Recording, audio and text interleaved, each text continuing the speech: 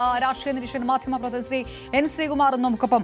ഇനി കടുത്ത നീക്കത്തിലേക്കാണ് എന്നാണ് ശ്രീ ബിനോയ് വിശ്വം പറയുന്നത്. അപ്പോൾ മാധ്യമങ്ങൾ ചോദിക്കുന്നു, ക്യാബിനറ്റിൽ പങ്കെടുക്കാതിരിക്കുകയാണോ, ഒരുപക്ഷെ അതിനപ്പുറത്തേക്കുള്ള ഒരു കടുത്ത നീക്കം പോലും ഉണ്ട് എന്ന് ധ്വനിപ്പിക്കുന്ന തരത്തിലായിരുന്നു ബിനോയ് വിശ്വത്തിന്റെ ശരീരഭാഷയും അദ്ദേഹത്തിന്റെ ശൈലിയും എല്ലാം തന്നെ. ഒന്നും പരിഹരിച്ചില്ല മുഖ്യമന്ത്രിയുമായുള്ള ചർച്ചയ്ക്ക് ശേഷം എന്ന് പറയുന്നത് ഈ ചർച്ച പോസിറ്റീവാകുമെന്ന് പ്രതികരിച്ച് അതേ ബിനോയ് വിശ്വം തന്നെയാണ്. ശ്രീ എൻ ശ്രീകുമാർ എങ്ങനെയാണ് കാണുന്നത്? നേരത്തെ അഡ്വക്കേറ്റ് ബൽദേവ് സച്ചിദാനന്ദൻ പറഞ്ഞതുപോലെ ഇത് വെറും വെടിപൊട്ടിക്കൽ മാത്രമാണ്, ഇങ്ങനെയൊക്കെ CPI മാറി നിന്നിട്ടുണ്ട്, കുറച്ച് സമയം കഴിയുമ്പോൾ ഇതങ്ങ് പരിഹരിച്ചോളും എന്ന് മാത്രമാണോ? അല്ല, CPI എന്തായാലും ഒരു ആശയക്കുഴപ്പത്തിലാണെന്നുള്ളത് വ്യക്തമാണ്. CPI കാരണം എന്താണെന്ന് വെച്ചാൽ അവര് കടുത്ത തീരുമാനം എടുത്താൽ അവർ UDF-ലേക്ക് വരേണ്ടി വരും. അപ്പൊ UDF-ലേക്ക് പോകാനുള്ള തീരുമാനത്തിന് ആ പാർട്ടിയിൽ എത്രത്തോളം പേര് അതിനെ അനുകൂലിക്കുന്നുള്ളതെന്നൊക്കെ പറയാൻ കഴിയില്ല. അപ്പൊ സത്യസന്ധമായിട്ട് ആ നീക്കത്തെ വിലയിരുത്തുകയാണെങ്കിൽ ബൽദേവ് സച്ചിദാനന്ദൻ വക്കീല് പറഞ്ഞത് മുൻകാല CPI-യുടെ നിലപാടുകളെ കുറിച്ചൊക്കെ അറിയുന്നതുകൊണ്ടായിരിക്കാം. പക്ഷെ ഇത്തവണ അങ്ങനെയല്ല. കാരണം ഇത്തവണ പ്രശ്നം ഒരു നയമാണ് ഇവിടെ തിരുത്തപ്പെട്ടത്. ആ നയം തിരുത്തപ്പെട്ടതിനോട് CPI ഒട്ടും യോജിക്കാൻ കഴിയില്ല. അത് മാത്രമല്ല, അവരുടെ മന്ത്രിമാരെ വിശ്വാസത്തിലെടുത്തില്ല, അവരുടെ പാർട്ടിയെ വിശ്വാസത്തിലെടുത്തില്ല. ഇനി അതൊക്കെ പോട്ടെ, CPM-ലെ മന്ത്രിമാരെ വിശ്വാസത്തിലെടുത്തില്ല, CPM-ന്റെ സെക്രട്ടേറിയറ്റിനെ വിശ്വാസത്തിലെടുത്തില്ല, CPM-ന്റെ ജനറൽ സെക്രട്ടറി MA ബേബിയെ ഇക്കാര്യം പറഞ്ഞില്ല, പോളിറ്റ് ബ്യൂറോ അറിഞ്ഞില്ല. അപ്പൊ അറിഞ്ഞത് ആരാണ്? മുഖ്യമന്ത്രി മാത്രം.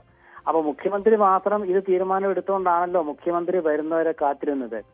അല്ലെങ്കിൽ നോക്കൂ അപർണ, ഇത്രയും കാലമായിട്ട് CPM-ന്റെ ചരിത്രത്തിൽ ഉണ്ടായിട്ടുണ്ടോ?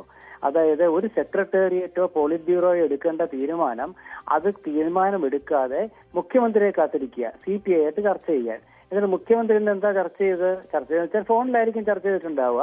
അദ്ദേഹം എന്തെങ്കിലും പറഞ്ഞു കാണും, മാധ്യമങ്ങൾക്ക് റിപ്പോർട്ട് ചെയ്തതുപോലെ വൈകിപ്പിക്കും അല്ലെങ്കിൽ നീട്ടി വയ്ക്കുന്നൊക്കെ പറഞ്ഞു. അതിലൊന്നും വലിയ അർത്ഥമൊന്നുള്ള കാര്യമൊന്നുമില്ല. ഒപ്പിട്ടത് തന്നെയാണ്. അപ്പൊ CPI ഇക്കാര്യത്തിൽ അവരുടെ നിലപാട് കർക്കശമാക്കും എന്ന് തന്നെയാണ് എനിക്ക് തോന്നുന്നത്. കാരണം എന്താണെന്ന് വെച്ചാല് അങ്ങനെ ആ നിലപാടെടുത്തില്ലെങ്കിൽ അവര് ഒരു കമ്മ്യൂണിസ്റ്റ് പാർട്ടി അല്ലാതായി തീരും. അതിന്റെ അർത്ഥം എന്താ വെച്ചാൽ ആ പാർട്ടിയിൽ ഇപ്പൊ തന്നെ ഒരുപാട് പ്രശ്നങ്ങളുണ്ട്. കാരണം അവരുടെ K ഇസ്മായിലിനെ പോലുള്ളവരൊക്കെ ഇടഞ്ഞു നിൽക്കുന്നതും, അതുപോലെ CPI-ത്തെ മുന്ന നേതാക്കൾക്കിടയിൽ ഭിന്നതയുള്ളതൊക്കെ ഉണ്ട്. ഇപ്പൊ പ്രകാശ് ബാബുവിന്റെ ഒറ്റ സ്റ്റേറ്റ്മെന്റ് മതിയല്ലോ CPM-നാകെ അവരെ പൊള്ളിപ്പോയില്ലേ. MA ബേബി നിസ്സഹായൻ എന്ന് വെച്ചാൽ പാർട്ടി ജനറൽ സെക്രട്ടറി പ്രകാശ് കാരാട്ടും സീതാറാം യെച്ചൂരിയും ഇരുന്ന പദവിയിലിരിക്കുന്ന MA ബേബി നിസ്സഹായനായി എന്ന് CPI-യുടെ കേന്ദ്ര എക്സിക്യൂട്ടീവ് അംഗം പറയുകയാണ് പ്രകാശ് ബാബു. അപ്പൊ അത് നിസ്സാര കാര്യമാണോ?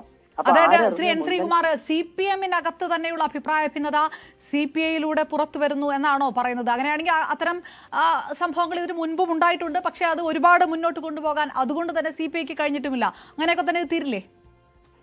അല്ല, വിഷയം വ്യത്യാസമുണ്ട്. മറ്റുള്ളതൊക്കെ എങ്ങനെയാണെന്ന് വെച്ചാൽ ഒരു ADGP-യുടെ വിഷയത്തില്, ബ്രൂവറി വിഷയത്തില് ഒക്കെ CPI എടുത്ത നിലപാടെന്നൊക്കെ വെച്ചാൽ അത് വേണമെങ്കിൽ അതൊരു താൽക്കാലിക വിഷയമായിട്ടൊക്കെ മാറ്റിയൊക്കെ വെക്കാം. പക്ഷെ ഇതല്ല.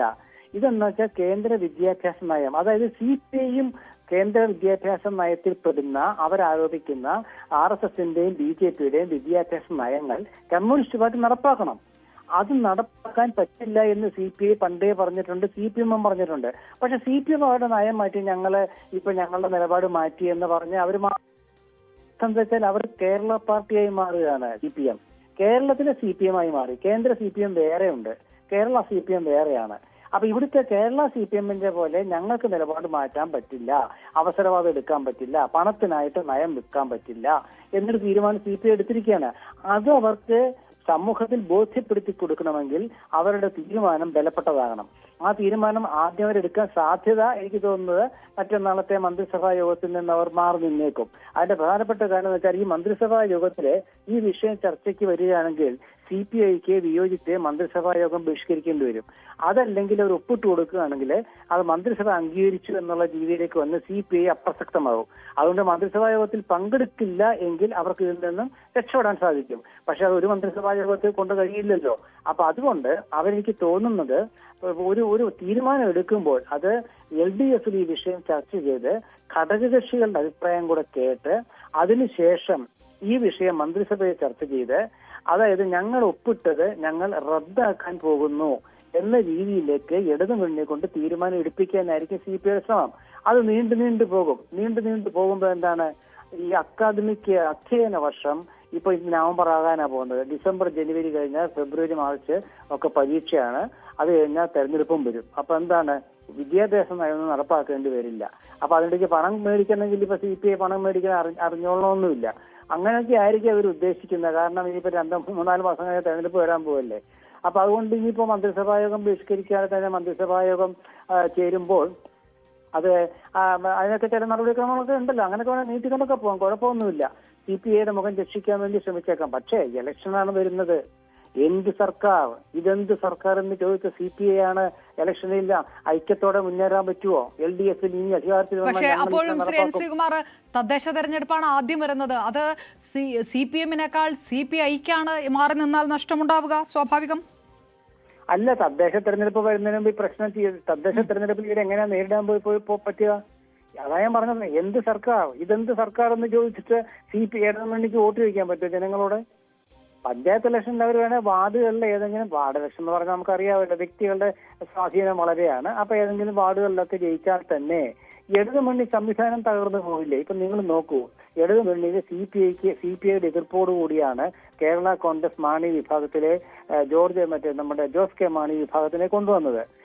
ആ ജോസ് കെ മാണി വിഭാഗം മാത്രമല്ല ഇപ്പൊ CPM-നൊപ്പം ഉള്ളത്. CPIയുടെ നിലപാട് അവർ പറഞ്ഞു കഴിഞ്ഞു. മറ്റു ഘടകകക്ഷികളൊക്കെ, ഒറ്റ മന്ത്രിമാരുള്ള ഘടകകക്ഷികളൊക്കെ എന്ത് പറയാനാണ്? അപ്പൊ അതുകൊണ്ട് CPIയുടെ നിലപാട് ഇപ്പോൾ അതിൽ കഷ്ടം ചേർക്കാൻ ശ്രമിച്ചാൽ ഇനി അവര് നേരത്തെ 4 വർഷം മുമ്പ് ചിന്ത CPM-ന്റെ താത്വിക വാരിയായ ചിന്തയിൽ എഴുതി, എന്തിനാണ് കേരളത്തിൽ CPM ഉള്ളപ്പോൾ കൊടി മടക്കി വെച്ച് പൊക്കൂടെ എന്ന് ലേഖനം എഴുതി ചിന്തയില്. ആ ലേഖനം ശരിയാണെന്ന് വരും. കാരണം എന്തിനാണ് ഇങ്ങനെ CPI? അതുകൊണ്ട് CPIയുടെ നിലപാട് എന്തായാലും അവര് വളരെ ബലപ്പെടുത്തും എന്നതിൽ സംശയമില്ല. അത് എങ്ങനെയൊക്കെ മുന്നോട്ട് പോകുന്നെന്ന് നമുക്ക് പറയാം. അതാണ് ചോദ്യം. തീർച്ചയായും വളരെയധികം എൻ ശ്രീകുമാർ, എങ്ങനെയാണ് ഈ നിലപാട്, ഇതേ നിലപാടിൽ ഉറച്ചു നിൽക്കാൻ തീരുമാനിച്ചാൽ അത് CPI-ക്ക് എങ്ങനെ മുന്നോട്ട് കൊണ്ടുപോകാൻ കഴിയുമെന്നുള്ളത് തന്നെയാണ് ചോദ്യം. ആശയക്കുഴപ്പത്തിലായിരിക്കുന്നത് CPI തന്നെയാണോ? തെരഞ്ഞെടുപ്പ് അടുക്കുന്നതിന് മുൻപ് ഇത് ഇടത് മുന്നണിയിൽ ഇത് പരിഹരിക്കും, ഇത് വെറും വെടിപൊട്ടിക്കൽ മാത്രമാണ് നടത്തുന്നത് CPI എന്നുള്ള രാഷ്ട്രീയ നിരീക്ഷകരുടെ വിലയിരുത്തലും. അപ്പുറം മറുചേരിയിൽ നിന്ന് CPIയുടെ സമ്മർദ്ദത്തിന് വഴങ്ങേണ്ടി വരും എന്നുള്ളൊരു വിലയിരുത്തലുമുണ്ട്. ഏത് തരത്തിൽ ഈ നിലപാട് മുന്നോട്ട് കൊണ്ടുപോകാൻ കഴിയുമെന്നുള്ളതാണ് കണ്ടറിയേണ്ടത്. ഏതായാലും